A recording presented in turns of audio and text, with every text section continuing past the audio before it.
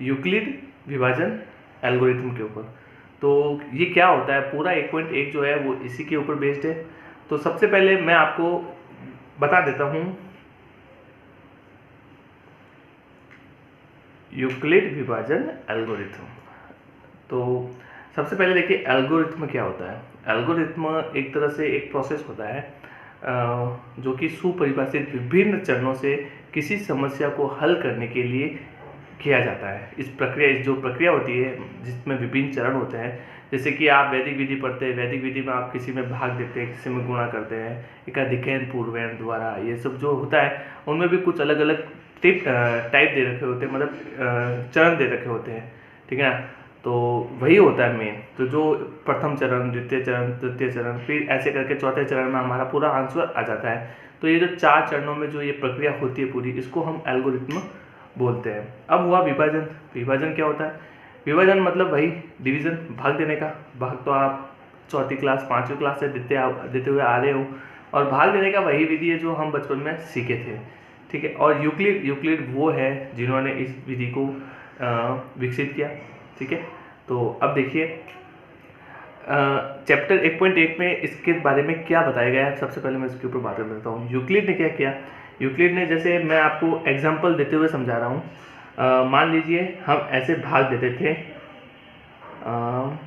यहाँ कर देते हैं 15, ठीक है। इस हमें 15 में 2 का भाग देना है, ठीक है, 15 में 2 का। तो ये जो 2 है ये क्या हो गया? ये हो गया हमारा भाजक, ठीक है। इसको याद रखने का है सबको। ये हो गया हमारा भाज्य। ये यहाँ पर देखो भाग 2 क्या होगा? 7 बार भाग जाएगा, 7 दूनी 14, शेष फल कितना बचा? 1। ये तो हम चौथी क्लास तीसरी क्लास में देखते हुए आए, करे भी है हमने। तो ये जो हो गया हमारा भागफल, ठीक है, ये हो गया हमारा भागफल। और लास्ट में जो ये बचा ये हो गया हमारा शेषफल। ये लिखने की जरूरत नहीं है, बताने की जरूरत नहीं है, ये सब आप सभी को पता ही है। लेकिन मैं क्यों बता रहा हूँ, क्योंकि यूक्लिड ने क्या किया, ये जो भाग देने की विधि थी इन्होंने इसके ऊपर अध्ययन किया, और इसी को देखते हुए उन्होंने एक और फॉर्मूले का निर्माण किया इसी विधि से, भाग देने की विधि से, जिससे हम किसी भी 2 पूर्णांक, देखिए पूर्णांक शब्द आया है, पूर्णांक क्या है, पूर्ण क्या है, नेचुरल नंबर क्या है, ये सब आप पढ़ चुके हो। वरना मैं आपको डिस्क्रिप्शन में एक वीडियो दे दूंगा, लिंक दे दूंगा, वो देख लेना, उसमें आपको इसके बारे में पूरा दे रखा है, समझ लेना।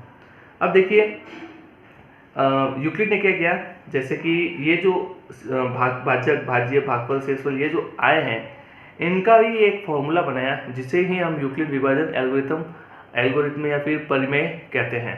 अब देखिए उन्होंने क्या किया, उन्होंने ये किया कि उन्होंने, जैसे ये जो 15 है, ये 15 कैसे आए या 15 कैसे आएंगे इन बाकी चीज़ों से। तो उन्होंने क्या किया, उन्होंने किया कि भाई 2 था, 2 को 7 से गुणा किया, फिर उसमें 1 को जोड़ा तो 15 आया। अब उसको हम कैसे शब्दों के रूप में कैसे बोलेंगे? यूक्लिड ने कहा भाई कि जब किन्हीं 2 धनात्मक पूर्णांक संख्या है, ये देखिए 15 और 2 हमारी धनात्मक पूर्णांक संख्या हो गई, 15 और 2, ठीक है। 15 बड़ा है, 2 छोटा है, तो 2 का भाग हमने 15 में दे दिया। तो ये जो है हमारा भाजक और ये हमारा भाज्य। तो उन्होंने क्या कहा, उन्होंने कहा कि जब किसी भाज्य, ठीक है, बड़ा हो गया भाज्य, जब किसी 2 धनात्मक संख्याओं का भाज्य, 2 किसी धनात्मक पूर्णांक संख्याओं का भाज्य, भाजक और भागफल,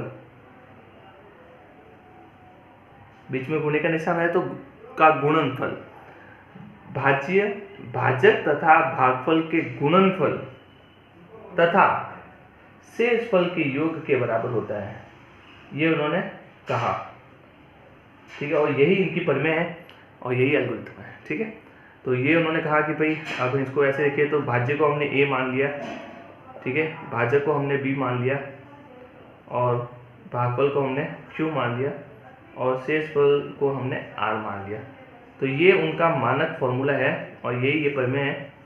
और इसी फॉर्मूले से उन्होंने 2 धनात्मक पूर्णांक संख्याओं का HCF निकालना भी बताया है। और ये बहुत इंपॉर्टेंट है, क्योंकि जब बड़ी बड़ी संख्या आएगी तो उनका HCF निकालना बहुत ही कठिन होगा, और इस विधि से आप 20 या 30 सेकंड के अंदर उसका HCF निकाल देंगे। तो एक एग्जांपल लेते हैं जिससे कि हम इस विधि से HCF कैसे निकालते हैं उसके बारे में जान लेते हैं। उसके बाद हम चैप्टर 1.1 स्टार्ट करेंगे।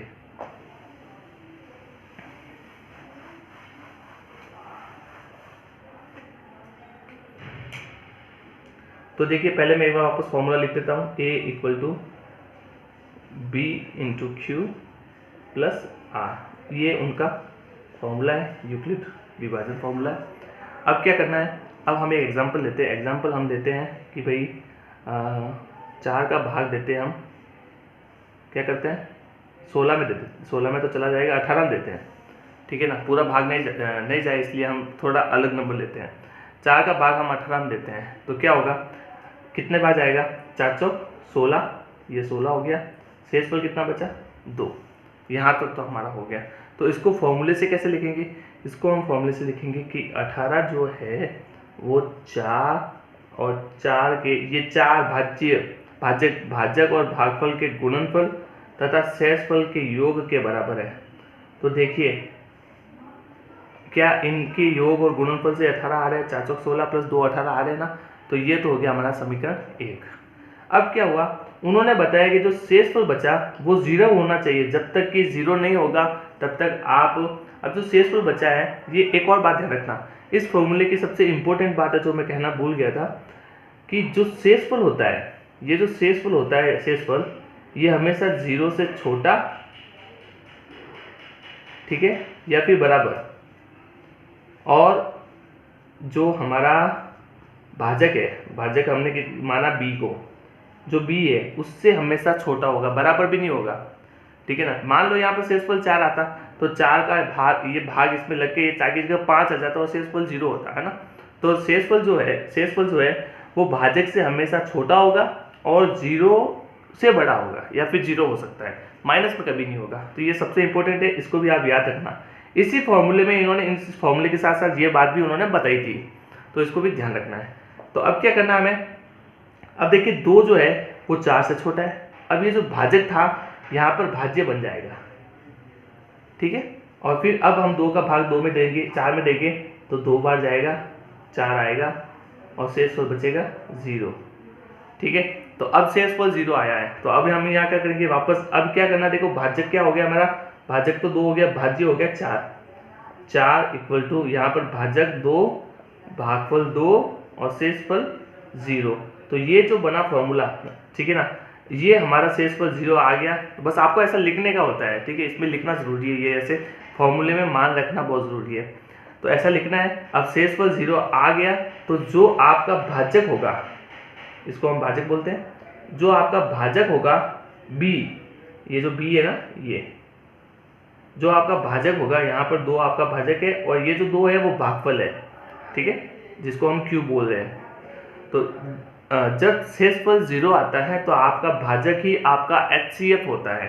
तो यहाँ पर भाजक क्या हो गया 2 और यही आपका HCF हो गया, किनका, ये जो HCF है ये 4 और 18 का HCF इक्वल टू 2। 4 और 18 का HCF क्या हो गया, तो HCF किसको बोलते हैं, हाईएस्ट कॉमन फैक्टर, हिंदी में बोलते हैं महत्तम समापन। तो ये आपको पता ही होगा, बहुत बचपन से पढ़ते आ रहे हैं। तो ये उन्होंने, यूक्लिड ने ये HCF निकालने की विधि बताई है। अब हम सीधा चलते हैं हमारी प्रश्नावली 1.1 की ओर। ये यहाँ तक आपको समझ में आ गया होगा, बस पूरी प्रश्नावली इसी के ऊपर है। ये ऐसे लिखना है, मान रखना है, और मेन तो भाग देना है, आपको भाग देना आना चाहिए। और 1-2 परिमेय भी है, वो भी आपको समझ में आ जाएगा, जो मैंने इससे पहले आपको समझाया था फॉर्मूला, बस यही है। तो चलिए 1.1 की ओर चलते हैं।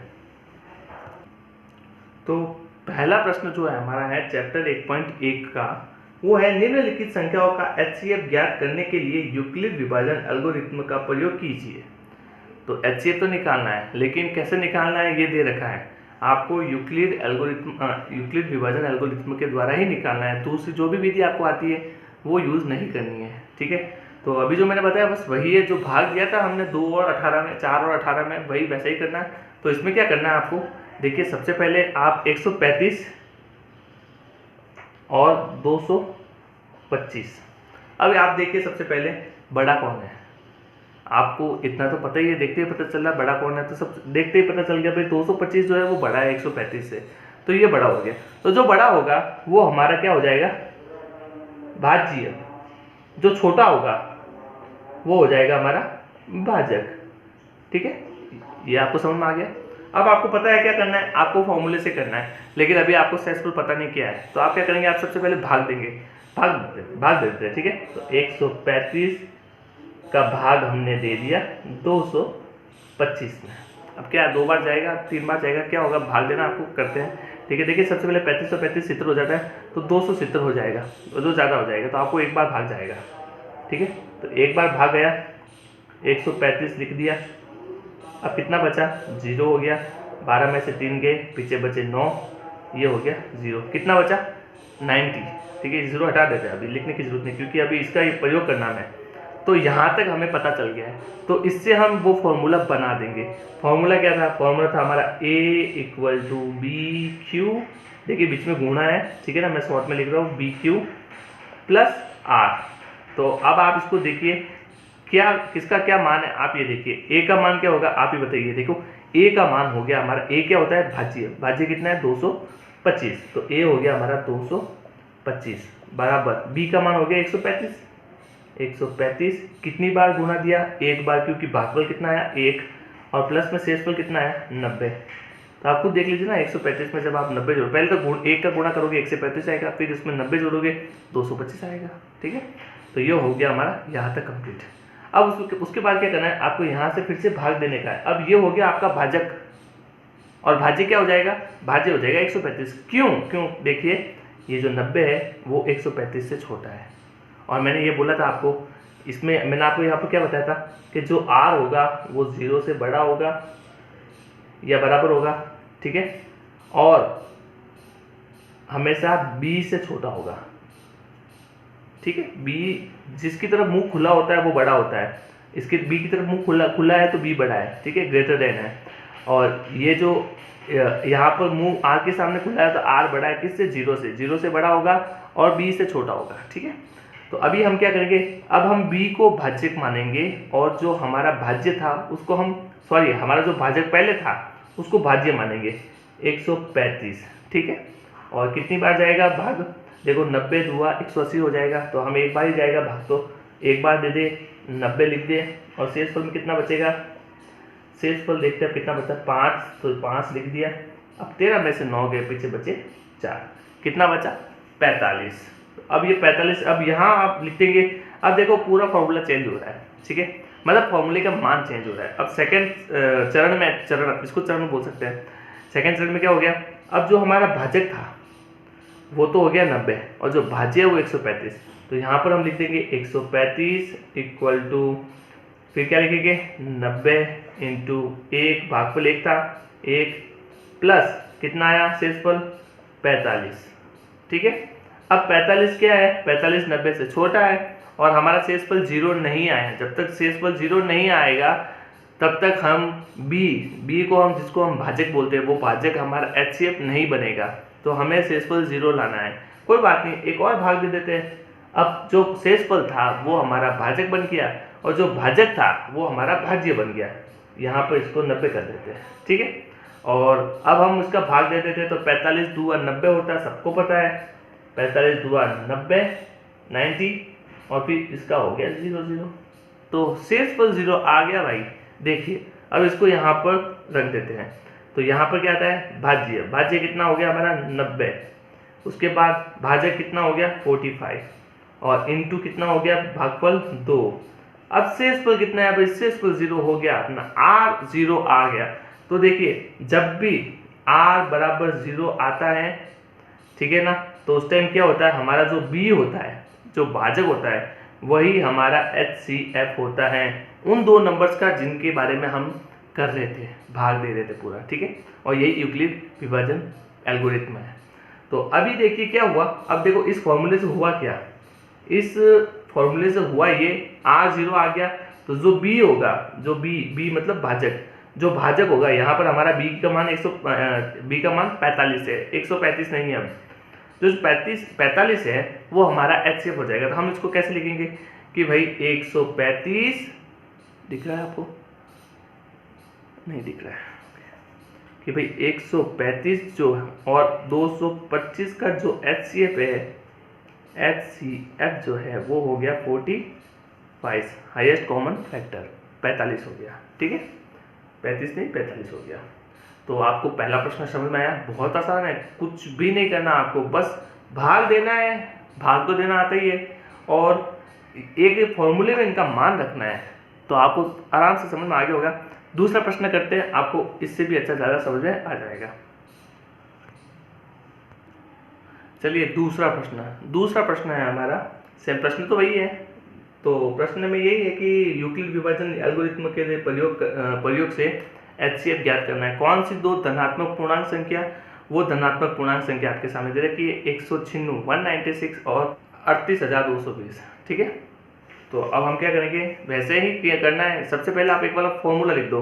फॉर्मूला हमारा यही है, A = BQ + R। और एक बात ध्यान रखना, बहुत इंपॉर्टेंट है, जो R होगा वो 0 से बड़ा होगा और जो R होगा वो B से छोटा होगा।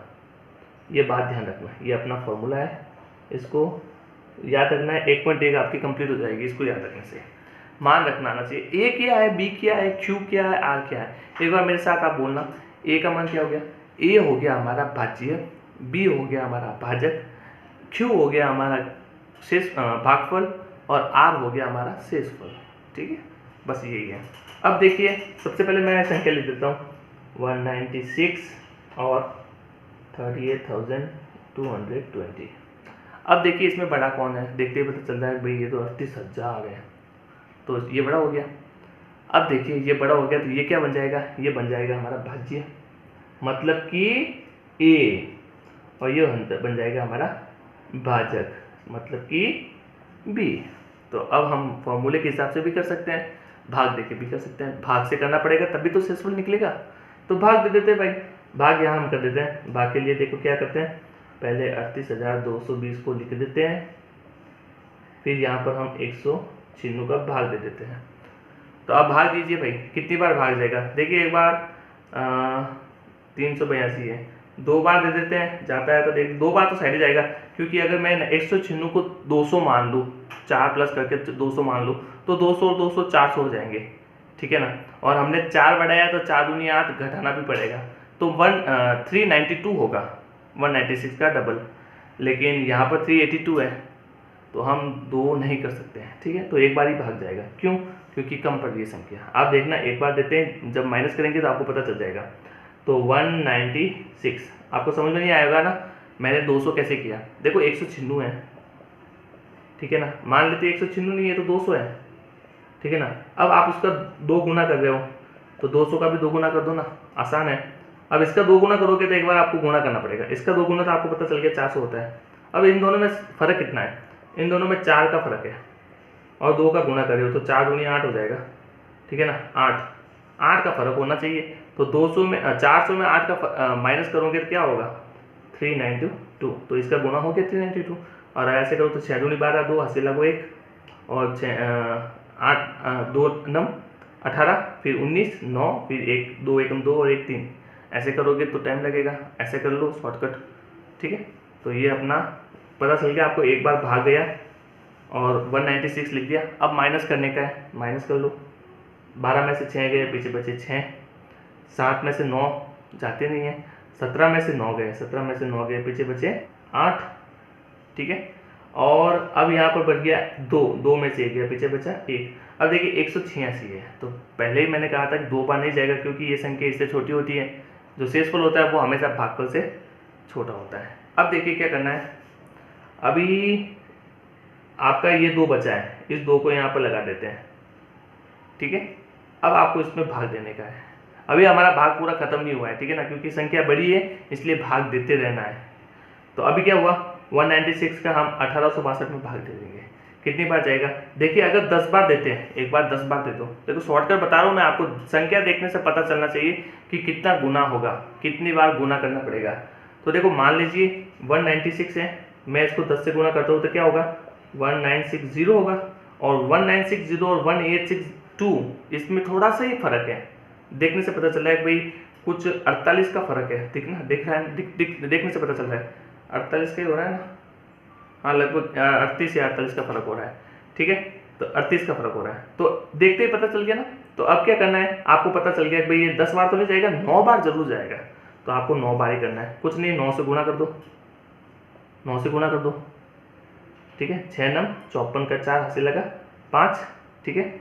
फिर 90 90 81 और 5 86 का 6 हासिल लगा 8, फिर 9 एकम 9, 9 और 8 कितना हो गया, 9 और 8 हो गया 17, ठीक है। तो इनको मैं एक बार वापस हटा देता हूँ जो हासिल में लगाए थे। और अब आपको माइनस करने का है, 196 से तो कम ही आना है, तो 12 में से 4 गए, पीछे बचे 8, 5 में से 6 गए, पीछे बचा, सॉरी 15 में से 6 गए, पीछे बचा 9, और उसके बाद ये हो गया 7, तो 7 में से 7, ये तो 17 17 जीरो हो गया, 98 बचा, ठीक है। अब ये जो जीरो है वो भी लगा दो भाई, लास्ट में यही बचा है, अब ये लगा दिया। अब देखो 196 है और 980 है, अब देखिए 196 है और यहाँ पर जो है वो 980 है। अब देखिए फिर से एक और दिमाग लगाते हैं, संख्या को देख के लगना चाहिए कि कितनी बार गुना जाएगा।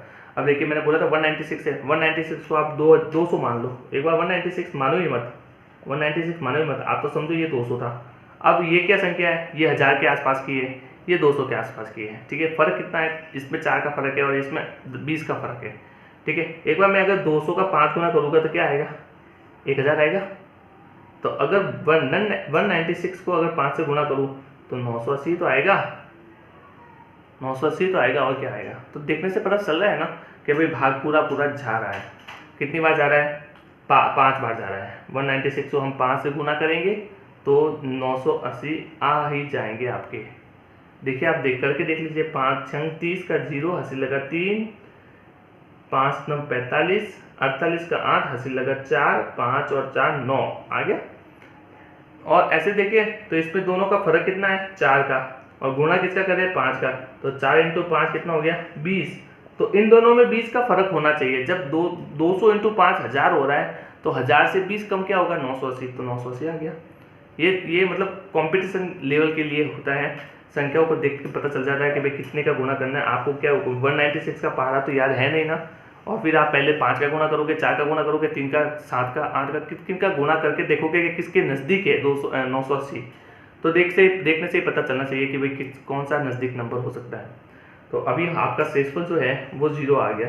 तो भाई यहाँ पर आपने कुछ भी नहीं किया है, आपने सिर्फ संख्या का भाग दिया है, पूरा का पूरा भाग दिया है। भाग देने से आपका भाग पूरा जा रहा है, शेषफल 0 आ रहा है। तो 196 आप फॉर्मूले में लिख दिए एक बार, तो आप 38220 को, ये जो भाज्य हो गया हमारा, अब भागफल कितना हो गया 196, भाजक ये हो गया 196, भागफल कितना हो गया 195, और शेषफल बचा 0। जब शेषफल 0 बचता है तो हमारा भाजक ही हमारा HCF होता है। तो 196 और 38,220 का HCF जो होगा वो 196 ही होगा। चलिए अब हमारा तीसरा प्रश्न जो है, पहले का ही तीसरा जो प्रश्न है उसको कर लेते हैं। चलिए तीसरा प्रश्न जो है हमारा वो है 867 और 255। तो इसमें क्या है ना, बड़ी संख्या आगे दे रखी है, तो कोई बात नहीं, हम क्या करेंगे यहाँ पर। देखिए सबसे पहली बात तो बड़ा कौन सा हो गया, बड़ा हो गया हमारा 867 इज ग्रेटर देन 255। ये बड़ा हो गया, तो ये हो गया हमारा भाज्य, ठीक है, ये हो गया हमारा भाज्य, ये हो गया हमारा भाजक, ये भाजक हो गया, ये भाज्य हो गया। तो सबसे पहले हम क्या करते हैं, फॉर्मूला लिख देते हैं। फॉर्मूला क्या हमारा, A = BQ + R, और जहाँ R जो है वो 0 के बराबर या 0 से बड़ा है और B से छोटा है, ठीक है। ग्रेटर देन और लेस देन आपको पता ही होगा, तो जिसकी तरफ मुंह खुला होता है वो बड़ा होता है। तो ये तो हमारा फॉर्मूला था, बस हमने लिखा है। अब हमारी जो संख्या है वो 867 और 255, बड़ा कौन सा है 867, तो ये हो गया हमारा भाज्य 867। ये हम भाग देते हैं 255 में, 255 का भाग देते हैं 867 में। चलिए भाग दें, कितनी बार जाएगा, 250 माने तो 750, 3 बार तो चला जाएगा, 4 में 1000 हो जाता है। तो 3 बार ही जाएगा, 3 बार कर लेते हैं। तो गुणा कर देते हैं, 5 3 15 का 5, ऐसे लगा 1, 5 3 15 और 1 16 और 3 दूनी 6 और 1 7, ठीक है। तो ये हो गया। अब इसको माइनस कर लेते हैं, 7 में से 5 गया, पीछे बचा 2, ये 6 का 6 तो 0 हो गया, ये यहाँ पर 1 बच गया, तो 102 आ गया। अब देखिए सबसे पहले हम क्या करते हैं, फॉर्मूले में इसका मान रख देते हैं क्योंकि अब हमारे पास भागफल और शेषफल आ चुका है, तो इस फॉर्मूले में हम एक बार मान रख देते हैं। तो क्या हुआ भाई कि 867 इक्वल टू 255 मल्टीप्लाई 3 और प्लस 102, ठीक है। ये हमारा पहला चरण, पहला स्टेप हो चुका है। अब शेषफल 0 नहीं है, 102 है, तो हम क्या करेंगे, इसी शेषफल को भाजक बना देंगे, और जो भाजक था 255 उसको हम भाज्य बना देंगे, ठीक है। तो ये हो गया हमारा 255। अब हम भाग दे देते हैं, तो 102 और 102 204, 2 बार जाएगा, 204 आ जाएगा। अब माइनस कर लेते हैं, 5 में से 4 गया 1, ये 5, ये 0, 51 बचा भाई, ठीक है। तो ये तो आपको भाग देना आता ही होगा, इसलिए मैं थोड़ा फास्ट चल रहा हूँ। तो अब क्या करेंगे हम, 255 था हमारा, ये भाज्य था, भाज्य लिख दिया। अब भाज्य क्या हो गया था, 102, इसको भागफल 2 से गुणा किया था, ये हो गया गुणा, ये प्लस में शेषफल बचा हमारा 51। शेषफल अभी भी 51 है, 0 नहीं हुआ है। तो एक बार फिर से हम तीसरे स्टेप में जाएंगे। तीसरा चरण में क्या हो जाएगा, जो 51 था वो भाजक बन जाएगा, और जो भाजक था 102 वो भाज्य बन जाएगा, ठीक है। अब हम भाग दे देते हैं, इसको हटा देते हैं। तो भाई भाग दो, ये तो 2 बार जाएगा, साफ दिख रहा है कि भाई 50 50 होता है, 102 होता है, और ये हो गया हमारा 0। शेषफल आ गया भाई 0, शेषफल आ गया 0। तो इसका मतलब जो 51 था वही हमारा HCF होगा। पहले लिख देते हैं हम, 102 इक्वल टू 51 इंटू 2, और जो R था वो हो गया 0। तो जब हमारा R 0 आता है, ठीक है, तो क्या होता है, हमारा जो B होता है वही हमारा HCF हो जाता है, जो B है वो हमारा HCF हो गया। तो आई होप आपको समझ में आ गया होगा। इसका HCF जो है, इनका जो HCF है वो है 51, ठीक है। तो अब हम चलते हैं दूसरे प्रश्न की ओर। प्रश्न 2 कह रहा है कि दर्शाना है कि कोई भी धनात्मक विषम पूर्णांक, देखिए पूर्णांक का शब्द आ चुका है, विषम पूर्णांक 6q+1, 6q+3 और 6q+5 के रूप में होता है। अच्छा, तो आपको ये बताना है कि जो ये संख्या दे रखी हैं इनका कुछ भी मान रखें, आपका संख्या जो आएगी वो धनात्मक विषम पूर्णांक होगी, ठीक है ना। q का कोई भी मान रख दो, आपका आंसर हमेशा विषम संख्या आएगी, वो भी पूर्णांक पे। तो हमें दर्शाना है कि ऐसा क्यों होगा और कैसे होगा। कोई बात नहीं, हम यूक्लिड विभाजन मेथड से हम इसको आराम से कर सकते हैं। देखो क्या करेंगे, सबसे पहले मैं आपको लिख देता हूँ प्रश्न में जो दे रखा है। प्रश्न कह रहा है भाई कि 6q+1, 6q+3 और 6q+5, ये जो है वो एक विषम पूर्णांक, धनात्मक पूर्णांक, ठीक है, विषम धनात्मक पूर्णांक होगा, ये आपको दर्शाना है। तो अब हम क्या करेंगे, तो सबसे पहले क्या करते हैं, हम उसका फॉर्मूला लिख देते हैं यूक्लिड का। तो यूक्लिड ने जो फॉर्मूला दिया वो था भाई कि a = b × q + r, और जहाँ r है, जो r है वो 0 से बड़ा बराबर होगा r, और b से छोटा होगा। ये यूक्लिड ने बोला था, हमें पता है। अब देखिए भाई, ये यूक्लिड का फॉर्मूला है और प्रश्न में ये भी फॉर्मूला दे रखा है। प्रश्न को देखिए, जो यूक्लिड का फॉर्मूला है और जो प्रश्न में दे रखा है दोनों लगभग सेम ही है। इसमें भी q, इसमें भी q, formula same to same आ रहा है, ठीक है ना। तो हम क्या करेंगे, हम क्या करते हैं, ये जो 3 संख्या दे रखी है इनको हम मान लेते हैं ये a के बराबर है। क्या है, a, मतलब कि ये जो संख्या दे रखी है ना, मान लेते हैं ये क्या है, ये एक a संख्या है, इसको हम a मान लेते हैं, ठीक है। और a मान लिया तो क्या हुआ भाई, जो ये b है ना, वो 6 के बराबर हो रहा है। देखिए आप ना इन दोनों की तुलना कीजिए, ये r हो गया 1, q हो गया q, b हो गया 6 और इसको हमने a मान के a बराबर मान लिया। तो हमें क्या पता चला कि जो b का मान है वो हो गया 6। अब इससे होगा क्या, अब देखना, माना कि इसको a माना तो b का मान क्या आ गया 6। अब b का मान 6 आने से होता क्या है, आप इधर ध्यान दो, जब b का मान 6 आता है तो क्या होगा, b का मान 6 होगा ना, तो r का मान हमेशा b से छोटा होता है, तो b से छोटा होगा। अब 6 से छोटा क्या क्या हो सकता है। और दूसरी बात, विषम धनात्मक पूर्णांक बोला है, मतलब 0 से पहले होगा। आप ध्यान से समझिए, यहाँ पर r का मान क्या होगा, एक तो 6 से तो बड़ा होगा, 6 से छोटा होगा और 0 से बड़ा होगा। तो कौन सी संख्या हो सकती है, वो संख्या हो सकती है, r का मान क्या हो सकता है, r का मान हो सकता है 1, 2, 3, 4 और 5। r का मान ये सब हो सकता है। क्यों, क्योंकि b का मान 6 है और हम जानते हैं यूक्लिड क्या कहता है, यूक्लिड कहता है कि भाई जब यूक्लिड कहता है कि r का मान हमेशा b से छोटा होगा और 0 से बड़ा होगा, या फिर 0 भी हो सकता है। हम यहाँ 0 मान सकते थे, लेकिन हमारा प्रश्न क्या कह रहा है, वो एक विषम धनात्मक पूर्णांक की संख्या होगी, तो हम 0 नहीं ले सकते क्योंकि धनात्मक पूर्णांक में 0 नहीं आता है। समझ में आ रहा है, इसीलिए हम इसको मान रहे हैं कि भाई 1 2 3 4 होगा, वो 1 2 3 4 5 होगा।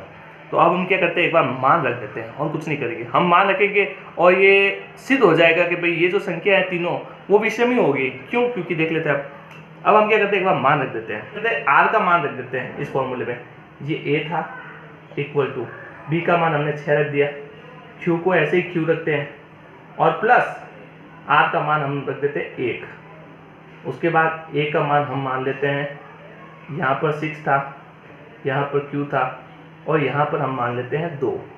फिर a का मान हम मान लेते हैं 6q प्लस 3, a का मान मान लेते हैं 6q प्लस 4, a का मान मान लेते हैं 6 इंटू q प्लस 5। अब देखिए 5 स्थितियाँ बन चुकी हैं, ठीक है। अब इनको ध्यान से देखिए, अब भाई हमको विषम पूर्णांक बताने का है, दर्शाना है, तो क्या आपको लग रहा है ये विषम धनात्मक पूर्णांक है। देखिए आपको एक छोटी सी बात समझाता हूँ, आपको पता ही होगा। देखिए ये एक संख्या है 4, अब मैं इसको किसी से गुणा करता हूँ, किसी से भी, एक्स वाई जेड कुछ भी हो सकता है। मान लीजिए मैंने इसको गुणा कराया x से, तो वो संख्या सम होगी या विषम, मुझे ये बताइए। अगर मैं 4 को किसी भी संख्या से गुणा करूँ तो वो संख्या सम आएगी या विषम आएगी। मान लीजिए मैं 4 को 4 से गुणा कर देता हूँ, तो क्या आया 16, सम संख्या है। मान लीजिए मैं 4 को एक गुणा करता हूँ, 5 से गुणा करता हूँ, एक विषम संख्या से गुणा करता हूँ सम संख्या को, तो उत्तर क्या आता है 5 और 20, फिर भी सम आया। मैं 4 को किसी से गुणा करूँ तो सम आता है। क्यों होता है ऐसा, क्योंकि 4 को है ना हम कैसे लिख सकते हैं, 4 को हम लिख सकते हैं 2 इंटू 2, और ये जो 2 होता है, ये जो 2 होता है, किसी भी संख्या को 2 से गुणा करते हैं तो वो सम संख्या बच जाती है, क्योंकि सम संख्या की परिभाषा यही है, जो संख्या 2 से डिवाइड होती है उसको हम सम संख्या बोलते हैं। और जब 2 से डिवाइड होती है, जिसका मतलब सही है कि भाई उसमें वो 2 से मल्टीप्लाई भी तो होती थी, तभी तो उसे 2 से डिवाइड हो रही है, समझ रहे आप। तो जो 6 है ना, उसको हम कैसे लिख सकते हैं, देखिए ये 6 है, मैं ये वाला फॉर्मूला यहाँ लिख रहा हूँ, a equal to 2 into 3q plus 1। अब मैं ये जो फॉर्मूला वो यहाँ लिख रहा हूँ, a equal to 2 into 3q plus 2। ऐसे ही मैं इसको भी यहाँ लिख सकता हूँ, 6q को मैं क्या लिख दूंगा 2 इंटू 3q, ठीक है ना। शॉर्टकट में चलता हूँ, 3 का भी ऐसा हो जाएगा, 4 का भी ऐसा हो जाएगा, 5 का भी ऐसा हो जाएगा, जैसे ये 2 किया मैंने। बस 1 2 3 4 5 ऐसे लिखना है, पीछे वाली संख्या चेंज करनी है, बाकी तो सेम यही है। अब मैंने किया मैंने 6q को 2 इंटू 3q लिख दिया। क्या ये गलत है, कैसे गलत होगा भाई, गुणा करेंगे तो भी 6q आएगा ना, तो 6q बन रहा है, मैंने कुछ 7q तो बनाया नहीं है। अब हुआ क्या, 2 से गुणा हो रही है कोई संख्या, जब कोई संख्या 2 से गुणा होती है तो वो एक सम संख्या में बदल जाती है, क्योंकि 2 से गुणा हो रही है वो। आपको पता ही होगा कि कोई भी संख्या ले लो, कैसी भी संख्या ले लो, उसे 2 से गुणा करोगे तो वो सम बन जाएगी। विषम संख्या होगी, सम संख्या होगी, कोई भी संख्या होगी ना, 2 से गुणा करने से वो सम संख्या बन जाएगी। तब हुआ क्या, अब देखो जब ये सम संख्या बन गई, ये सम संख्या बन गई और उस सम संख्या में 1 जोड़ दिया तो क्या बन जाएगी, विषम संख्या बन जाएगी ना। तो ये बन गई विषम संख्या। ये थी सम संख्या, ये सम संख्या थी, उसमें 2 और जोड़ दिया। तो सम संख्या में जब 2 जोड़ते हैं, सम संख्या में अगर सम संख्या जोड़ते हैं तो वो विषम संख्या कैसे बनेगी यार। जैसे कि मान लीजिए 10 में मैं 2 जोड़ देता हूँ या 2 घटा भी देता हूँ, 10 में मैं 2 घटा देता हूँ तो आंसर आएगा 12 और आंसर आएगा 8। तो ये दोनों संख्या सम ही तो होगी। तो सम संख्या में जब हम सम संख्या जोड़ते हैं या घटाते हैं तो आंसर में सम संख्या ही आती है। तो ये हो गई सम संख्या, जो कि हमें विषम बताना है तो ये तो सम संख्या होगी, ये नहीं आएगी। अब हो गई हमारी ये सम संख्या थी, उसमें विषम संख्या जोड़ दी तो आंसर में विषम संख्या आ जाएगी। ठीक है, अब ये सम संख्या थी आंसर और इसमें सम संख्या जोड़ दी तो विषम संख्या तो सम संख्या आ जाएगी। सम संख्या में सम संख्या जोड़ने से सम संख्या आएगी और हमें विषम संख्या बतानी है तो ये विषम नहीं होगी। ठीक है, और ये एक सम संख्या थी, इसमें विषम संख्या जोड़ दी तो इसको हम कहेंगे कि भाई इसका आंसर विषम संख्या आएगा। तो हमें करना क्या था, यही तो बताना था। +1 वाला विषम संख्या होगा, +3 वाला विषम संख्या होगा और +5 वाला विषम संख्या होगी। बाकी के जो 2 वाली होगी, जो 4 वाली होगी वो सम संख्या होगी, वो विषम संख्या नहीं होगी। तो हमने क्या किया, कुछ नहीं करना था, आपको फॉर्मूले की तरह लिखना था और आपको 6q जो होता है, 6q एक सम संख्या है और सम संख्या में जब सम संख्या जोड़ते हैं तो सम संख्या आती है और सम संख्या में जब विषम संख्या जोड़ते हैं तो विषम संख्या आती है। आपको बस यही दर्शाना था। अब आपको एक लाइन लिखनी है, इधर लाइन लिखनी है, जो मैंने लिखा ना यही लिखना है कि 6q एक सम संख्या है और सम संख्या में जब हम सम संख्या जोड़ते हैं तो सम संख्या आती है और सम संख्या में जब विषम संख्या जोड़ते हैं तो विषम संख्या आती है। ठीक है, तो इसीलिए जो 1, 3 और 5 है, 1, 3 और 5 है वो एक विषम धनात्मक पूर्णांक संख्या होगी। बस यही तो है, छोटा सा सवाल है। समझ में आ गया होगा आपको, नहीं आया तो आप कमेंट करना, हम कमेंट में ही आपको जवाब देके आपको आराम से समझा देंगे। चलिए नेक्स्ट प्रश्न करते हैं। तीसरा प्रश्न हमारा है, किसी परेड में 616 सदस्यों वाली एक सेना, मतलब आर्मी की सेना है, की टुकड़ी को 32 सदस्यों वाली एक आर्मी बैंड के पीछे मार्च करना है। ठीक है, दोनों समूहों को समान संख्या वाले स्तंभों में मार्च करना है। उन स्तंभों की संख्या अधिकतम क्या होगी, या ऐसे ये वैसे लिखा हुआ है, उन स्तंभों की अधिकतम संख्या क्या है जिसमें वे मार्च कर सके। भाई प्रश्न तो बहुत ही बड़ा है, घुमाने फिराने वाला है, आपको घूमने का फिरने का नहीं है। ये क्या बोल रहा है भाई, आप ध्यान से देखना। ये एक आर्मी की परेड हो रही है और ये जो है 616 संख्या सदस्यों वाली एक सेना है। ठीक है, और यहाँ पर एक और सेना आ गई छोटी सी, वो हो गई 32 सदस्यों वाली। अब 2 अलग अलग झुंड हो गए। अब आपको इन दोनों झुंड को सही ढंग से मिलाने का है जिससे कि ऐसा लगे कि सारे लोग एक जैसे ही हैं और एक परेड की तरह चल रहे हैं और सदस्य भी एक दूसरे में मिक्स नहीं होने चाहिए। ऐसा नहीं कि इसके थोड़े सदस्य इसको दे दिए, इसके सदस्य इसको दे दिए, ऐसे नहीं करना है। आपको ऐसे सदस्य एक मतलब ऐसे स्तंभों वाली एक परेड बनानी है जिससे कि ये लोग ऐसे ऐसे ऐसे ऐसे चलते रहे। कितनी होगी, 2 होगी, 3 होगी, 4 होगी, 5 होगी, कितनी होगी।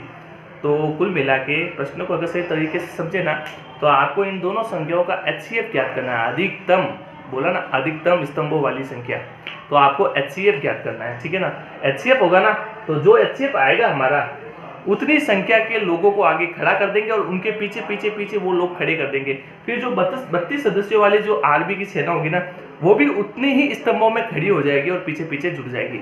मान लीजिए HCF 4 आ गया तो जो 32 संख्या वाली जो आर्मी की सेना थी ना, वो 4 से 9 कॉलम में बढ़ जाएगी और जो 616 वाली थी वो भी इसी तरह बढ़ जाएगी। तो हमें अधिकतम स्तंभों वाली संख्या ज्ञात करनी है, मतलब HCF ज्ञात करना है। प्रश्न में हमें दे रखा है 2 संख्या कौन सी दे रखी थी, 616 और 32।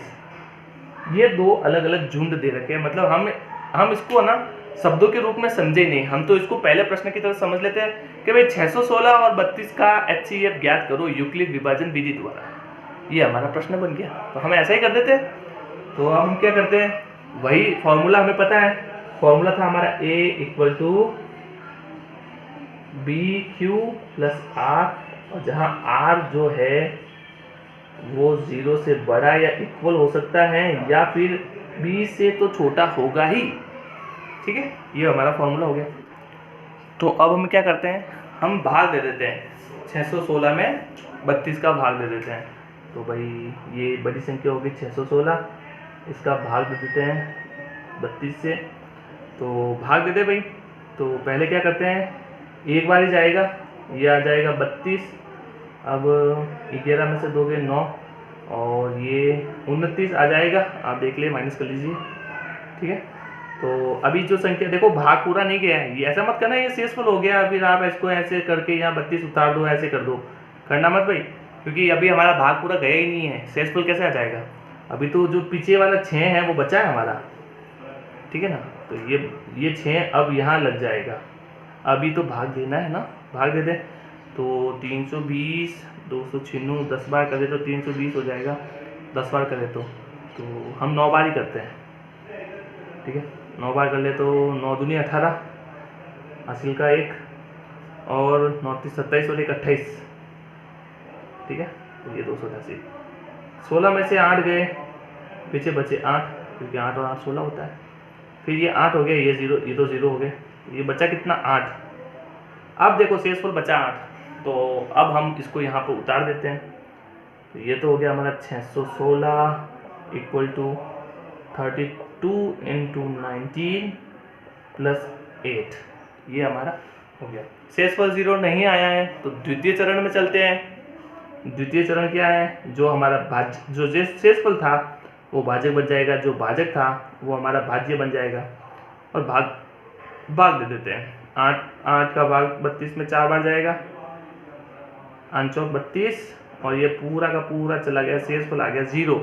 तो स्पष्ट लिख देते हैं एक बार कि भाई 32 कैसे आया, कि भाई जब 8 को 4 से गुणा किया 32 आ गया, शेषफल आ गया 0। जब भी R 0 आता है आपको लिखना है, जब R का मान 0 होता है तो हमारा जो भाजक होता है, जो हमारा भाजक मतलब B जो होता है वही हमारा HCF होता है। ठीक है, समझिए। तो आपको क्या करना है, ये हमारा HCF हो गया, इनका जो मान है, इनका जो HCF है वो हो गया हमारा 8। अब देखो आपको लिखना क्या है, आपको यहाँ पर लिखना होगा, आपको लिखना क्या है कि भाई जो 616 सदस्य वाली जो आर्मी की सेना थी वो 1 2 3 4 5 6 7 8, 1 2 3 4 5 6 7 8 स्तंभों वाली पूरी एक लाइन होगी। ऐसे ही उनके पीछे पीछे पीछे लोग जुड़ते रहेंगे। जो 616 वाले जो लोग थे ना, वो ऐसे एक संख्या में परेड कर रहे होंगे। ठीक है, ये तो हो गया हमारा 616। अब जो नीचे के जो 32 लोग थे वो भी ऐसे के ऐसे 8 स्तंभों में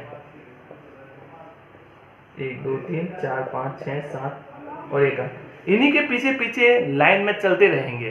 दोनों मिक्स नहीं हो रहे हैं, बस हमें एक वो संख्या मिल गई है जिसमें हम उनको खड़ा करके आराम से दोनों को लाइन से चला सकते हैं, परेड करवा सकते हैं। तो आप समझ गए, मतलब कुल मिला के हमें HCF ज्ञात करना था, HCF हमारा 8 आ गया। तो चलिए चौथे प्रश्न की ओर चलते हैं। चौथा प्रश्न जो है वो है यूक्लिड विभाजन परियमिका का प्रयोग करके दर्शाइए कि किसी धनात्मक पूर्णांक का वर्ग किसी पूर्णांक m के लिए 3m या 3m+1 के रूप में होगा। ये जो प्रश्न हमारा दूसरा था सेम वैसा ही है, पर इसमें कोई संख्या ना देकर किसी संख्या का वर्ग कह दिया है। ठीक है ना, वर्ग जो है वो किसी पूर्णांक, धनात्मक पूर्णांक नहीं, अब सिर्फ पूर्णांक दे रखा है। पूर्णांक m के लिए 3m या 3m+1 होगा।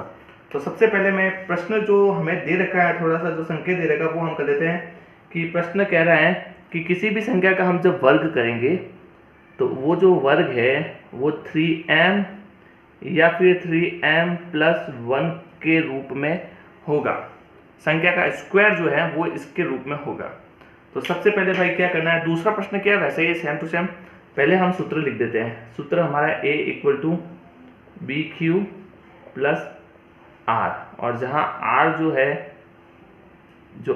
है वो 0 से बड़ा या बराबर या फिर नहीं, वो तो B से तो डेफिनेटली 0 ही होगा, b से छोटा ही होगा, ठीक है, 0 नहीं, b से छोटा ही होगा। तो जो r का मान है वो b से छोटा होगा और 0 के बराबर या फिर 0 से बड़ा होगा। अब ये हमें पता है, यही यूक्लिड विभाजन परिमिका है। अब इसका प्रयोग करके हमें दर्शाना है कि कोई भी धनात्मक पूर्णांक संख्या का स्क्वायर इसके रूप में होगा, व्यक्त करना है, कर लेते हैं। तो भाई देखिए, इन संख्याओं को इससे कंपेयर करो, जैसे हमने सेकंड क्वेश्चन में किया था। कंपेयर करेंगे तो हमें दिख रहा है कि जो b का मान है वो 3 के बराबर आ रहा है, ठीक है। तो 3 के बराबर आने से क्या होगा, देखो यहाँ पर कंपेयर करने से हमें क्या मिल रहा है कि जो b का मान है वो 3 आ गया। भाई जब b 3 आएगा तो होगा क्या, बस सबसे मेन चीज़ यही है, जब b का मान 3 आ जाएगा तो जो r का मान है वो 3 से छोटा और 0 से बड़ा, या फिर 0 भी हो सकता है। इस बार 0 आएगा, क्यों, क्योंकि जो स्क्वायर जो है धनात्मक पूर्णांक संख्या का जो वर्ग है वो किसी पूर्णांक, ये नहीं कहा है किसी धनात्मक पूर्णांक, सिर्फ पूर्णांक बोला है। तो अब जो 0 का मान होगा वो 3 कंडीशन बन सकती है, या तो 0 हो सकता है, या 1 हो सकता है, या फिर 2 हो सकता है, ये कंडीशन बन जाएगी। तो अब हम इसको क्या करते हैं, r का मान लगा के करके चेक कर लेते हैं, ठीक है। इसमें लगा के कर लेते हैं भाई, ये जो फॉर्मूला है ना इसी में लगा के कर लेते हैं, समीकरण 1 बना देते हैं, इसको कर लेते हैं एक बार। तो भाई a का मान जो है वो क्या हो जाएगा, b की जगह 3 रखेंगे, q की जगह तो q ही होगा, प्लस r का मान क्या है 0, तो 0 लगा देते हैं। अब ये तो हो गया सिर्फ एक धनात्मक पूर्णांक संख्या। अब इसका स्क्वायर बोला है तो हम इसका स्क्वायर करेंगे, तो इसका वर्ग कर लेते हैं, दोनों साइड में हम क्या कर लेते हैं, स्क्वायर, ठीक है भाई। तो कर लेते हैं इसको। तो यहाँ पर a स्क्वायर बन जाएगा, यहाँ पर 3q स्क्वायर, ये a प्लस बी का होल स्क्वायर, लेकिन यहाँ पर 0 है ना तो इसको तो हम हटा ही देते हैं, सिर्फ 3q का स्क्वायर कर देते हैं, 3q का होल स्क्वायर, क्योंकि 0 संख्या तो यहाँ से हट जाएगी, 0 का कोई मान ही नहीं है। तो ये हो गया अपना संख्या। अब यह क्या करते हैं, a स्क्वायर इक्वल टू, ये जो 3 है ना भाई, हम पहले स्क्वायर को खोल देते हैं, 3 स्क्वायर q स्क्वायर, आपको पता है 10th क्लास है, आपको पता ही होगा, स्क्वायर कर रहा हूँ मैं, बस गुणे की संख्या है, दोनों में स्क्वायर होगा। तो a स्क्वायर का मान क्या आ जाएगा, a स्क्वायर का मान आ जाएगा 9q स्क्वायर, ठीक है भाई। अब क्या ये जो संख्या हमारी आई है, क्या ये संख्या इसके या इसके बराबर हो रही है, यही तो हमें दर्शाना है कि इस संख्या जो हमने 0 रखा वो मान इन दोनों के रूप में व्यक्त हो रहा है या नहीं। अगर इसको ध्यान से देखें तो इसके बराबर हो रहा है, कैसे, देखिए, अगर मैं a स्क्वायर को इस प्रकार लिखूं तो क्या गलत होगा, 3 इंटू 3q स्क्वायर, क्या मैं इसको ऐसे नहीं लिख सकता, लिख सकता हूँ। 3 का गुणा करके 3 से गुणा करेंगे तो 9 आ जाएगा, 9q स्क्वायर तो हमारे पास है ही, बस मैंने इस 9 को 3 इंटू 3 में रख दिया। तो अब हुआ क्या, अब ये जो हमारा कोष्टक बना है ये कोष्टक हमारा m के रूप में बन गया, ये धनात्मक पूर्णांक संख्या हो गई, और आगे 3, अब एक अचर दे रखा है, आगे 3 आ गया। तो a स्क्वायर का जो मान है वो 3m के बराबर आ गया। कब आएगा, जब हम है ना माना, क्या माना, 3q square is equal to capital M, और कोष्टक में लिख देना धनात्मक पूर्णांक, ठीक है ना, धनात्मक पूर्णांक। राइटिंग थोड़ी खराब है भाई, समझ लेना। तो ये मैं लिख रहा हूँ कॉपी में, मैं लिखना जरूरी है ये, ठीक है ना, तो ये लिखना जरूरी है, आप ये लिख देना। फिलहाल मैं इसको हटा रहा हूँ। तो हमने जब 3q स्क्वायर को m माना तो a स्क्वायर 3m के रूप में व्यक्त हो गया। तो 0 की कंडीशन में तो ये भाई सही है, हमने दर्शा दिया। अब क्या 1 लिखने पर भी यही कंडीशन बन रही है, चेक कर लेते हैं। 1 लिखते हैं भाई। अब क्या करेंगे हम, माना, यहाँ पर मान लेंगे माना r इक्वल टू +1। तो अब क्या होगा, ये फॉर्मूला कुछ इस प्रकार बन जाएगा, a इक्वल टू 3, b का मान 3 था, q का मान q ही है, प्लस r का मान पहले 0 था, अब यहाँ पर 1 हो गया, ठीक है। अब स्क्वायर कर लेते हैं, a स्क्वायर बराबर 3q + 1 का होल स्क्वायर। अब भाई a प्लस बी का स्क्वायर आपको आना चाहिए, मैं आपको यहाँ पर लिख देता हूँ a प्लस बी का होल स्क्वायर होता है a square plus B square plus 2ab आपको आना चाहिए। ठीक है, तो ये है ना हमारी संख्या a हो गया, ये b हो गया। अब इसका हम स्क्वायर कर लेते हैं, होल स्क्वायर कर लेते हैं।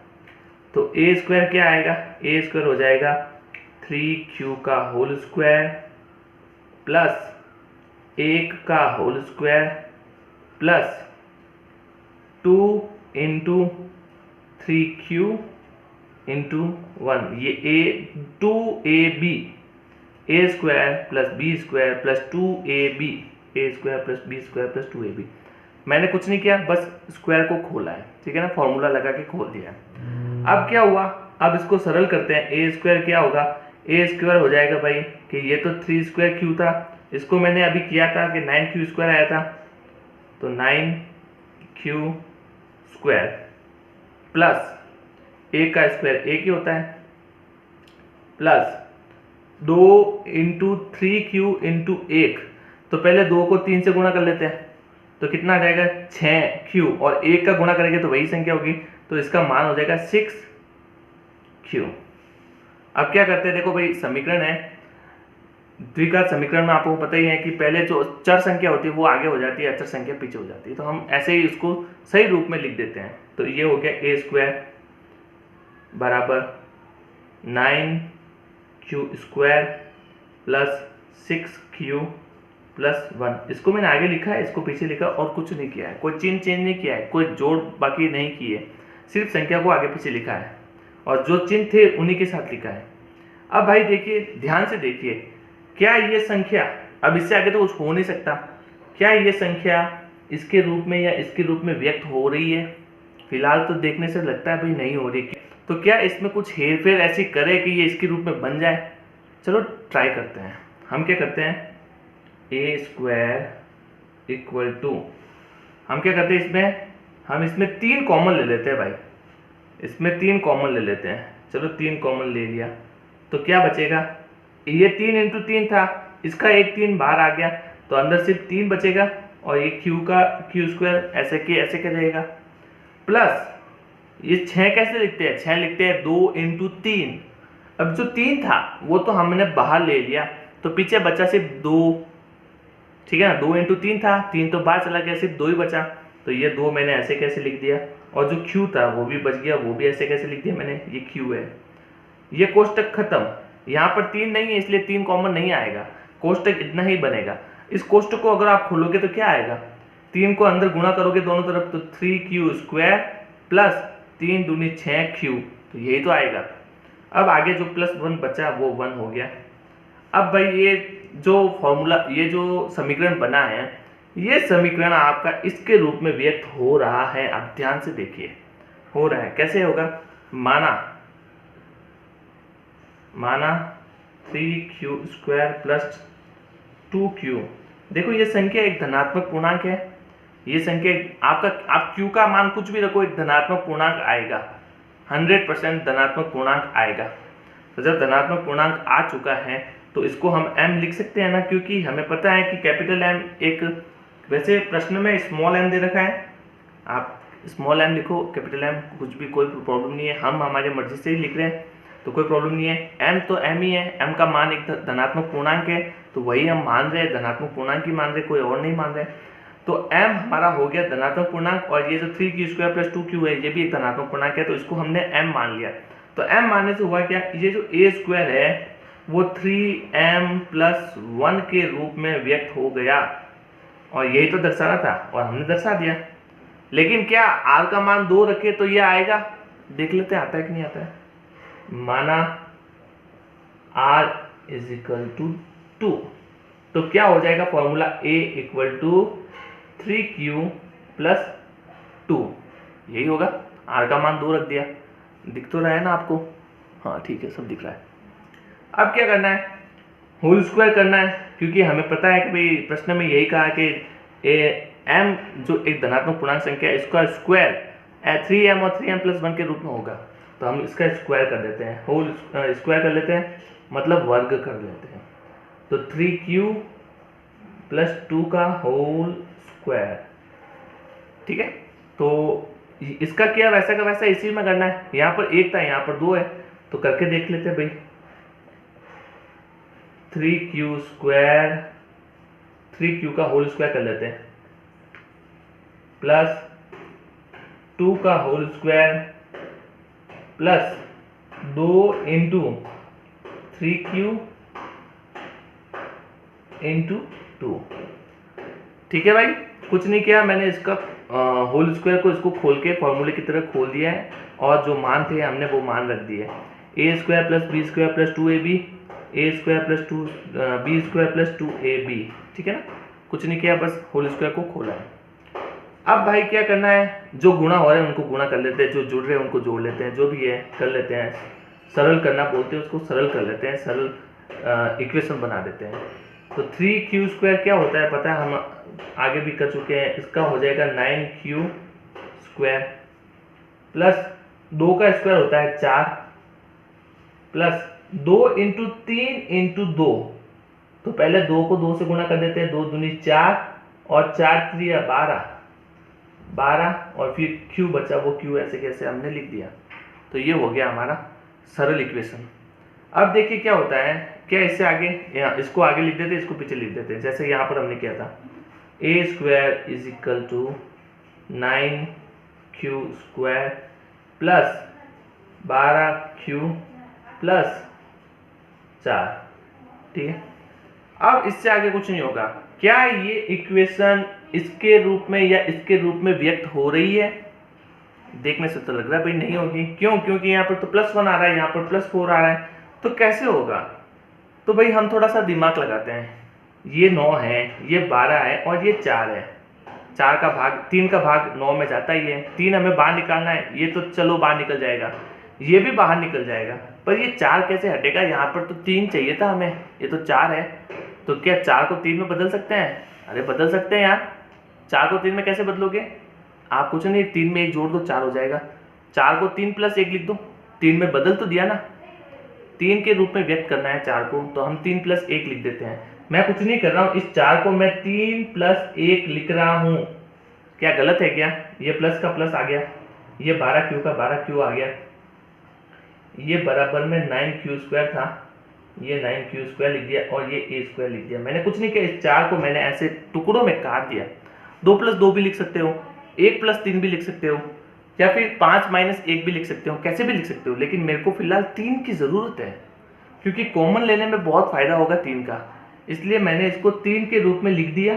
तो 3 + 1 = 4 हो गया। ठीक है ना, आप 6 - 2 भी लिख सकते हो, कैसे भी लिख सकते हो, लेकिन फिलहाल 3 की ज़रूरत है, इसलिए मैंने इसको 3 + 1 के रूप में लिखा। अब क्या करते हैं, इन तीनों संख्या में 3 आ रहा है तो 3 कॉमन ले लेते हैं। a square is equal to 3 common ले लो भाई, 3 ले लिया कॉमन, तो बचेगा क्या? 3 बाहर निकल गया तो सिर्फ 3q बचेगा, 3q स्क्वायर बचेगा।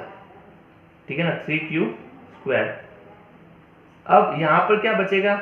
12 में से 3 चला गया तो पीछे 4 ही बचेगा, क्योंकि 4 3 या 12, तो यहाँ पर सिर्फ 4 बचेगा और साथ में q है। और यहाँ पर 3 बाहर आ गया तो क्या बचा? सिर्फ 1 बचा, और यहाँ पर पीछे जो था वो 1, वो ऐसे कैसे लिख दिया। अब ये जो समीकरण बना है, ये समीकरण इसकी तरफ पूर्ण रूप से व्यक्त हो रहा है। कैसे? क्योंकि ये तीनों संख्या एक धनात्मक पूर्णांक है और हमारा m एक धनात्मक पूर्णांक है, तो भाई बन गया ना।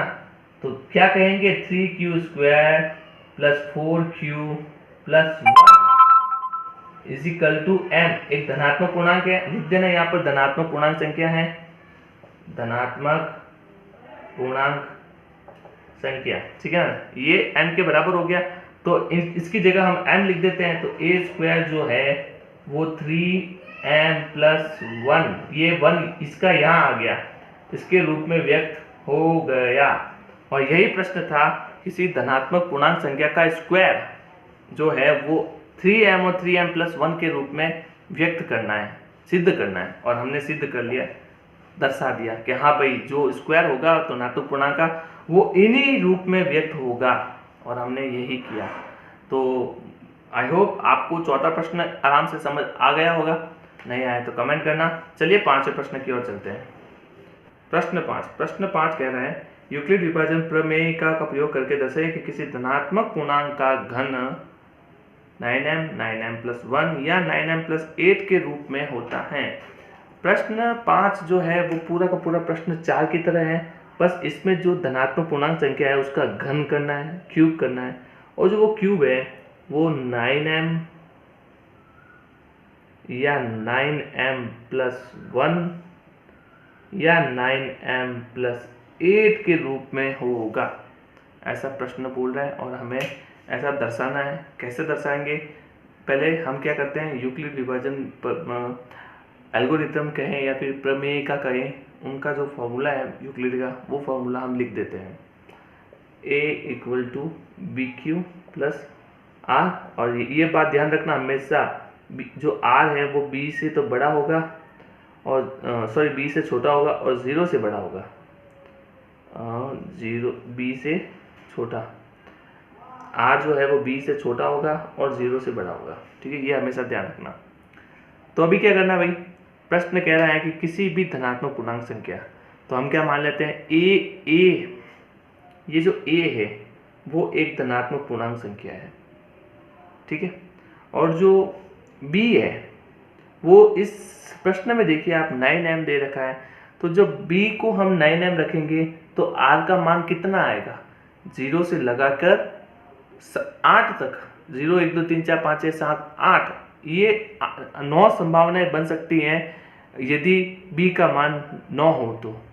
ठीक है, पर भाई एक बात ध्यान रखो, अगर हम 9 से करेंगे तो टोटल 9 संभावनाएं बनेगी, फिर सबको अलग अलग करेंगे तो कितने पेज भर जाएंगे आपको पता ही होगा। तो हम क्या करते हैं, इस 9 को एक अलग तरह से व्यक्त करते हैं। ये जो 9 था, इस 9 को मैं क्या कर रहा हूँ, ये जो 9m है इसको मैं लिख देता हूँ 3 × 3m। तो इससे क्या होगा, जो b का मान होगा वो 3 हो जाएगा और जो 3m होगा वो ये m हो जाएगा। तो मैं क्या कर रहा हूँ, यहाँ पर मैं जो है ना b का मान जो है वो मैं यहाँ 3 मान रहा हूँ, क्योंकि इन तीनों के अंदर 3 है, जो 3 है वो 3 इन तीनों के अंदर आ रहा है। ठीक है भाई, तो हम b का मान 3 ही मान लेते हैं, ताकि इससे फायदा क्या होगा, इससे फायदा ये होगा कि r का मान जो है वो 0 1 या 2 के बीच में ही आएगा, इससे ज़्यादा नहीं आएगा, इससे कम नहीं आएगा। जो 3 कंडीशन बच रही है वो आसानी से होगी, वरना 9 मान के करोगे तो आंसर सेम आएगा, पर कंडीशन 9 बनेगी और 9 से फिर आपका 3-4 पेज भर जाएगा। इसलिए आप शॉर्टकट में चलो, जितने नंबर का प्रश्न है उस तरीके से कीजिए। तो भाई अब क्या करना है आपको, बस जो प्रश्न लास्ट टाइम किया था चौथे प्रश्न में, वैसे ही हमें इस प्रश्न में भी करना है। कुछ नहीं करना है, 3 कंडीशन बनेगी। पहली कंडीशन क्या होगी, r का मान 0, माना r = 0, तो a = b का मान 3 हो गया, 3q + 0, ये हो गई पहली कंडीशन। माना r = 1, तो a का मान क्या हो जाएगा, 3q + 1, ये हो गई सेकेंड कंडीशन। और तीसरा है माना r = 2, तो इसमें क्या हो जाएगा, a = 3q + 2। तो ये तो 3 कंडीशन थी, हमने तीनों कंडीशन लिख दी, r का मान अलग अलग लगा के कर दिया। अब प्रश्न कह रहा है कि ये जो एक धनात्मक a जो है वो एक धनात्मक पूर्णांक संख्या है, इसका क्यूब करना है, मतलब हमें घन करना है। तो इसका घन कर लो भाई, दोनों तरफ घन कर लेते हैं। तो जब हम a का घन करेंगे, इसको मैं थोड़ा इधर लिख देता हूँ, a का घन करेंगे तो a + b का क्यूब आपको आना चाहिए। a + b का क्यूब क्या होता है, a + b का होल क्यूब जो होता है वो होता है a³ + b³ + 3a² + 3ab²। ये फॉर्मूला आपको याद होना चाहिए, तभी ये प्रश्न होगा। तो अभी यहाँ पर तो देखो a + b बन नहीं रहा है, सिर्फ 3q बन रहा है, तो 3q का होल क्यूब, दोनों तरफ हमने क्यूब कर लिया, घन करना, LHS और RHS का घन करने पर, ये लिख देना आप यहाँ पर। तो AQ कितना हो जाएगा, AQ = 3 × 3 × 3, मैं लिख देता हूँ 3q into 3q into 3q, एक तीन 9 और 9 तिया 27, तो टोटल कितना हो जाएगा a cube is equal to 27 cube Q की घात 3। ठीक है, अब देखिए ये जो लास्ट हमें समीकरण मिला है, क्या ये समीकरण इसके बराबर है? आप ध्यान से देखिए, क्या ये समीकरण इसके बराबर है? यहाँ पर आगे क्या आ रहा है 9, क्या इसमें 9 है ना? 27 के अंदर 9 आता है ना, तभी तो 9 तिया 27 होता है। 9 इंटू 3 करने से ही तो 27 बनता है, तो उसमें 9 है। तो क्या करेंगे, हम उसको लिख देंगे a क्यूब इजिकल टू 9 कोष्टक 3 क्यू, ये क्यू है और ये क्यूब है। ठीक है, घन। तो अब देखिए ये जो हमारा लास्ट में जो समीकरण बना है, ये पूरी की पूरे इसकी तरह मैच खा रहा है, पूरी की पूरी तरह। देख लिए भाई, 9 3 क्यूब जो है वो 9 की तरफ बन रहा है। कब बनेगा? जब 3 m के बराबर होगा, और जहां m क्या है, m एक धनात्मक पूर्णांक संख्या है, ये लिखना भी है। ठीक है, तो पहली कंडीशन तो मैच खा रही है भाई, सही है, दर्शा दिया हमने। क्या r का मान 1 रखे तो भी ऐसा होता है? करके देख लेते हैं। r अब कर लिख तो दिया मैंने, अब हम दोनों तरफ क्यूब करते हैं इसकी तरह, सेम टू सेम प्रोसेस करना है तीनों में। मैं तीनों को साथ करके चल रहा हूँ। a क्यूब, तो यहाँ पर क्या हो जाएगा 3 क्यूब प्लस 1 का होल क्यूब, और यहाँ हो जाएगा a cube is equal to 3 cube plus 1 का, सॉरी यहाँ पर 1 नहीं है 2 है, 2 का होल क्यूब, क्यूब था, होल क्यूब। ठीक है, अब ये फॉर्मूला दे रखा है आपको, इसका मान यहाँ पर रख देंगे, मतलब हमें क्यूब का मान खोलना है यहाँ पर। ठीक है, ये जो फॉर्मूला है उसी की तरह इसको भी लिखना है। तो a cube is equal to 3 cube, पहले क्या आ रहा है a क्यूब, तो a क्या है ये, तो 3 क्यूब का whole cube plus b cube, b का मान है 1 का cube plus 3a square b, 3 पहले तो प्लस में 3 इंटू a स्क्वायर, तो a का मान है 3 क्यूब का होल स्क्वायर प्लस b का मान 1 इंटू 1 लिख दिया।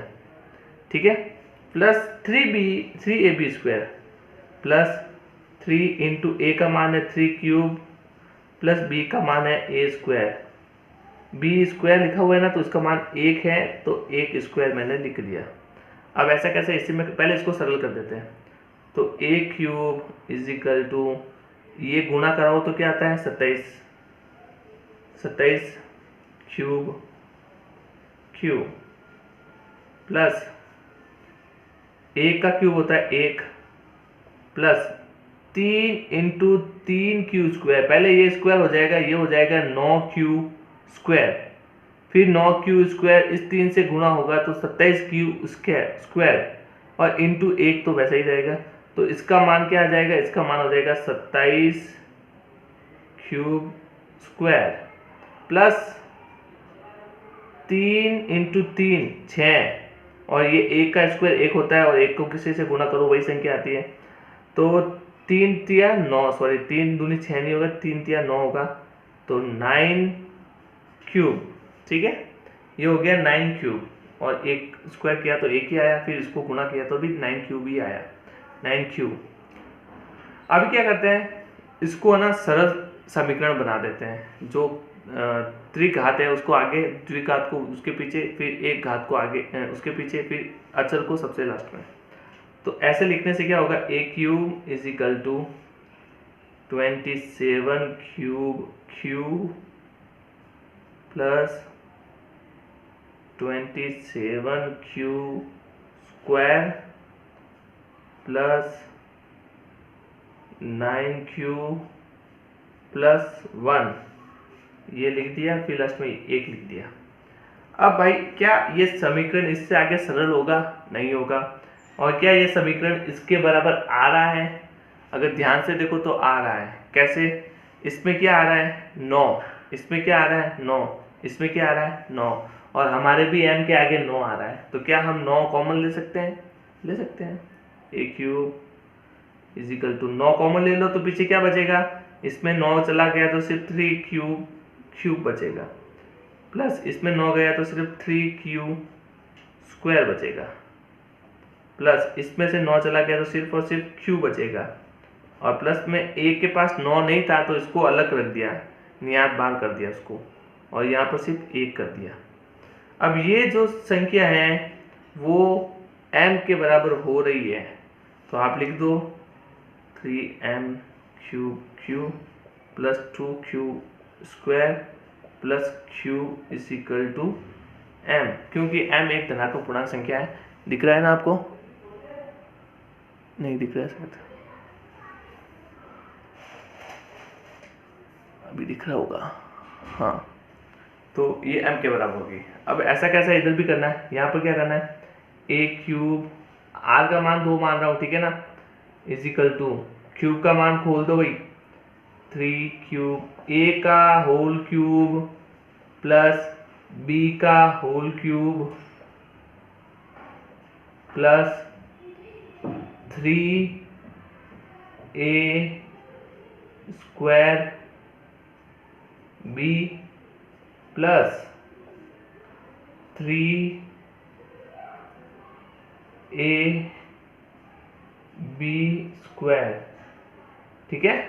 अब मान खोल दो, A cube is equal to, देखो 10th के स्टूडेंट हो, ये जो समीकरण है उनको सरल करना आता होगा आपको, इसलिए मैं थोड़ा फास्ट चल रहा हूँ। तो 3 क्यूब ये हो जाएगा 27 क्यूब प्लस 2 का क्यूब होता है 8, 2 दूनी 4, 4 दूनी 8, प्लस देखो ये 3 इससे गुणा होगा तो 3 तिया 9, फिर ये पहले तो इसका स्क्वायर होगा तो ये हो गया 9, फिर 9 तिया 27 और 27 दुआ 54, ये 54 क्यूब स्क्वायर हो जाएगा। आता होगा आपको समीकरण सरल करना, बहुत इजी है। फिर 3 ये क्यूब है, ये 2 है, 2 दूनी 4, 4 तिया 12 और 12 बार 2 4 बातें 36, ये हो जाएगा 36 क्यूब, ठीक है ना।